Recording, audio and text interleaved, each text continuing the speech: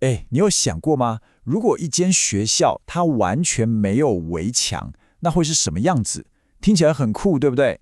今天呢，我们就要带大家到台湾的山谷深处，去看看一所就是这么特别的学校——花莲的鹤冈国小。他们的故事真的很不一样。好，你看哦，这个鹤冈国小啊，它就在花莲县，整个被群山跟部落给包围着哦。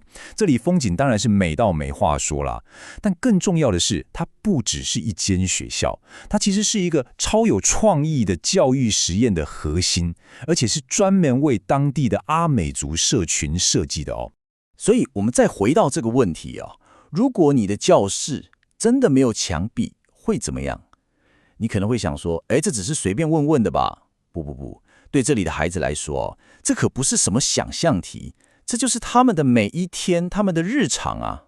你看，对这间学校的19个学生来说，教室这个词早就不是4面墙加一个屋顶那么简单了。他们的课堂有时候就是在这个火堆旁边围在一起，听部落的长辈讲古老的故事，顺便学学怎么做传统料理。有时候呢，教室又会变成旁边这条小溪。你看看，这根本就是一个活生生的自然科学实验室嘛！他们在这里学的不只是书本上的生态知识哦，更重要的是还学到了祖先代代相传的捕鱼、打猎的智慧。甚至你可能想不到，连去附近的菜市场逛一逛，都变成一堂超实际的农业加经济学的课。所以你看，他们这种教育方式的重点就是，学习不是关在教室里背书，而是要走出去，跟整个社区绑在一起。那这些超酷的学习方式，到底为什么要这样设计啊？其实这一切的背后，都围绕着一个非常清楚的核心使命。来，我们来看看，就是这句话：培育每一个孩子成为承载文化使命的现代阿美族人。哇，听起来又很有分量，对不对？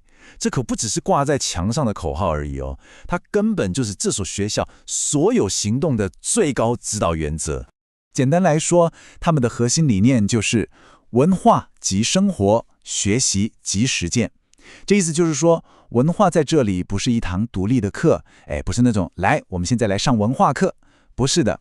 文化就是他们的生活本身，是所有学习的基础，早就融入在每天的呼吸里了。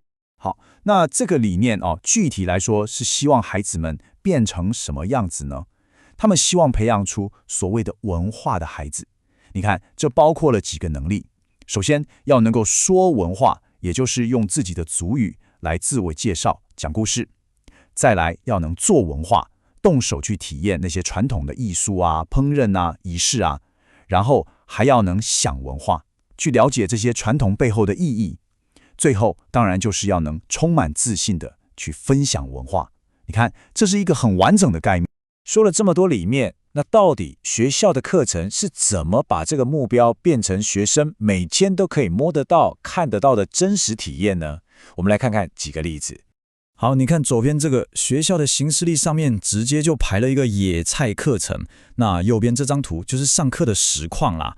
他们不是坐在教室里看图片认菜哦，是直接把孩子带到市场，让他们亲手去摸、去闻、去认识这些从土地长出来的宝贝。再来一个例子，你看课表上写着溪流课程，那教室在哪？没错，就是直接搬到溪边啦。孩子们就在水里学习那些超古老的捕鱼技巧。你想想，这堂课它既是科学课，也同时是一堂超级重要的文化传承课。一样的道理，当课表上出现传统家屋的时候，你猜对了，学生不是在教室里面画设计图，而是真的亲身下去参与学习怎么盖房子。所以你大概就懂了，这里的重点就是所有的知识都是从动手做里面学来的。对了，为了让学文化这件事更好玩，他们还特别设计了这种超可爱的阿美族小朋友的动画吉祥物，把这些角色放进教材里，一下子就让传统文化变得更亲切，也更能吸引孩子们的目光了。好了，讲了这么多，你一定会想问，那这种沉浸式的教学方法到底效果好不好啊？在这里要怎么定义成功，可不是只看成绩单上的分数那么简单哦。你看荧幕上这个数字100%，哇哦，这代表什么？这个不是随便说的哦，这是他们4到6年级的学生去参加官方的阿美族语认证考试，通过率就是100%，这真的超厉害，也完全证明了他们这种学习方式有多成功。而且还不止这样，他们对文化的投入，好像也让他们在其他各种比赛里表现得特别好。你看这个表，不管是田径、民俗舞蹈、族语比赛，甚至连足球赛，他们都拿到了超棒的成绩。但说真的，这些冰冷的数字跟奖杯其实都比不上我们看到的。你看，是孩子们脸上这种充满自信跟骄傲的表情。这些成就早就超越了奖牌本身，而是他们个人成长还有对自己文化认同的最好证明。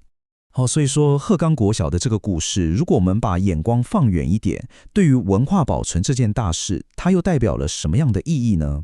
其实学校能这么成功，绝对不是单靠老师们的努力，这背后是跟整个部落、跟所有家长、跟部落的耆老们建立了一个超级紧密的合作关系。可以这么说，整个社区不只是学校的后盾，他们本身就是教育的一部分。最后，我们来看看这张照片，全校的师生跟部落的族人，大家都在一起，笑得好开心。这画面真的充满了希望，对吧？这也让我们不禁想问一个问题：一所学校真的有办法拯救一个濒临消失的文化吗？看着鹤冈国小的故事，我想答案或许已经在我们心中了。